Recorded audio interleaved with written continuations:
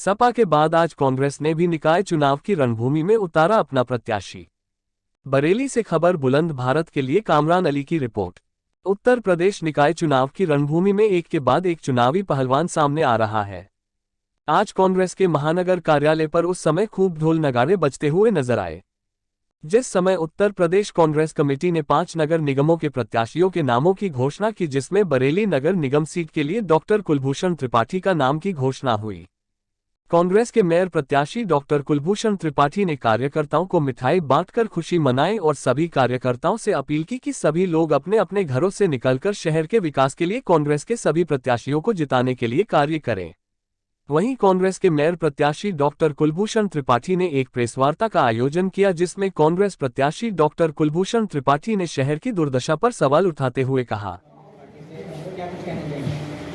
सर्वप्रथम तो मैं अपने पार्टी के शीर्ष नेतृत्व को, प्रदेश नेतृत्व को बहुत बहुत धन्यवाद देना चाहूँगा कि मैंने आवेदन किया था और उन्होंने हमारी निष्ठा को पार्टी के प्रति देखते हुए उम्मीदवार बनाया है। निश्चित तौर पर निकाय का चुनाव एक महत्वपूर्ण चुनाव है और महत्वपूर्ण पद है। यहाँ पर 8.5 लाख वोटर हैं, 8,47,763 वोटर हैं। बड़ा चुनाव है, लोगों की बड़ी उम्मीदें हैं। मैं उन उम्मीदों को पूरा करने की कोशिश करूंगा, उसके प्रयास में हूं। इस समय बरेली की दुर्दशा हुई पड़ी है। आप लोग भी यहां तक आए होंगे तो देखे होंगे, हर जगह जाम लगा हुआ है, सड़कें खुदी हुई पड़ी हैं। एक एक सड़क को खोद के 4-4 बार बनाया जा रहा है और कुछ एरिया में तो बनाया ही नहीं जा रहा। जो बंदर बांट हुआ है बजट का, अगर जो पिछले 5 साल की बात करें, देखें तो किसी वार्ड को 214 करोड़ रुपए दिए गए हैं मेयर साहब द्वारा, किसी वार्ड को 70 लाख रुपए दिए गए हैं।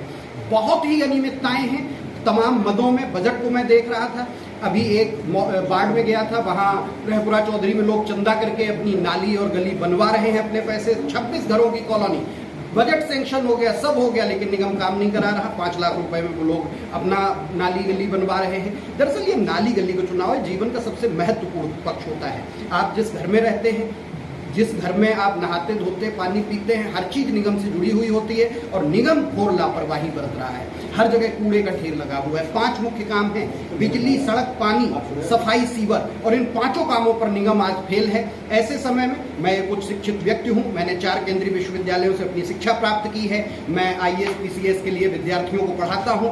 आज तक किताबों में पढ़ाते रहते हुए देखा कई बार कि इतने अच्छे नियम होने के बावजूद भी सिस्टम में हो क्या रहा है। और जब से भारतीय जनता पार्टी की सरकार बनी है, double engine, triple engine, 4 engine, और उसके बाद जीवन को बदहाल बना दिया है। आज पूरी तरह से बरेली अव्यवस्थाओं का शिकार है। बरेली में आप कहीं भी नहीं निकल सकते हैं। हर जगह बरेली की पहचान की हत्या की गई, बरेली में पेड़ों की हत्या की गई, बरेली में आपसी भाईचारे की हत्या की गई। लगातार होती हुई इन हत्याओं को देखकर पीड़ा हुई और मैंने एक बड़ी राष्ट्रीय पार्टी से टिकट के लिए आवेदन किया। मैं उस पार्टी की सेवा करता हूं, पार्टी ने मुझे आशीर्वाद दिया और अब मैं जनता के आशीर्वाद के लिए जनता के बीच जाऊंगा। यदि जनता हमें आशीर्वाद देती है तो उनके जो असली जीवन के मुद्दे हैं, अगर जो कोई भी व्यक्ति चाहता है तो क्या चाहता है कि उसका बच्चा शिक्षित हो, अगर जो साफ सफाई रहे तो बीमारियां कम हो, और यही जिम्मेदारी है और यही घोर लापरवाही हुई है निगम के द्वारा। मैं पूछता हूं, वेस्ट सॉलिड मैनेजमेंट प्लांट आज तक क्यों नहीं चालू हुआ? ये शहर को कूड़े का ढेर बना दिया गया। मणिनाग, संजय नगर, हजियापुर, बाकरगंज, किसी भी एरिया में आप चले जाइए, आप जीवन को बदहाल पाएंगे।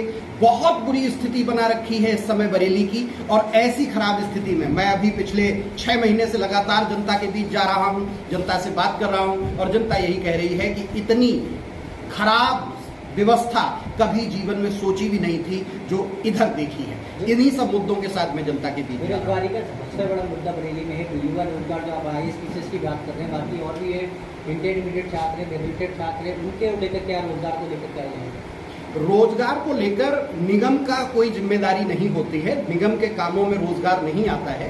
रोजगार की जिम्मेदारी केंद्र सरकार और राज्य सरकार की होती है और उन्हीं के नियमों के आधार पर जो उनके कर्मचारी होते हैं वो निगम में काम करते हैं। निगम की जो व्यवस्था है उसमें चुने हुए जनप्रतिनिधि और राज्य सरकार के कर्मचारी मिलकर कार्य करते हैं। रोजगार की इस देश में अभी बड़ी समस्या पैदा कर दी है इस भारतीय जनता पार्टी सरकार ने।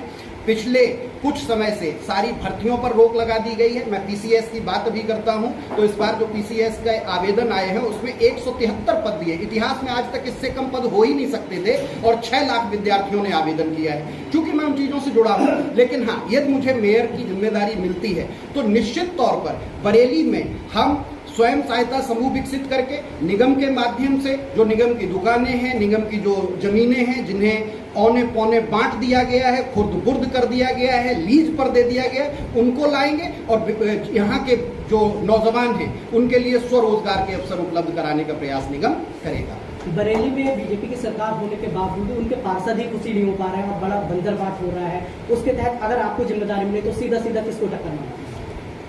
आपका प्रश्न बिल्कुल जायज है और आपने अपने प्रश्न में ही कह दिया कि सबको ये पता है कि बंदरबाट हो रहा है और पार्षदों को भी पता है बंदरबाट हो रहा है। तो इस बंदरबाट को ही रोकना है। इस बंदरबाट से मेरी लड़ाई है, उस भ्रष्टाचार से मेरी लड़ाई है और आकंठ डूबे हुए उस निगम की अभी व्यवस्था को उससे बाहर निकालना है। सुनने में आता है कि 10% तो घोषित कमीशन होता था शीर्ष पर, उसके बाद लगभग 40% हर काम में कमीशन होता था, उसके बाद टेंडर बिलो पड़ते थे। तो निगम को तो बर्बाद कर दिया गया है, बेच दिया गया है और आगे आने वाला समय निश्चित तौर पर जो भी मेयर की कुर्सी पर बैठेगा उसके लिए बहुत कठिन होगा। लेकिन उस संकल्प को आज तक जो हमारे गुरुओं का हमारे ऊपर आशीर्वाद है, जो कांग्रेस पार्टी का अपना हमेशा निष्ठा रही है, जिस तरह से विकास के कार्य कांग्रेस करती रही है, उन्हीं नीतियों को लेकर निगम के लिए जो सारी योजनाएं ये आदरणीय राजीव गांधी जी ने बनाई थी, संविधान संशोधन उन्होंने कराया, 92वां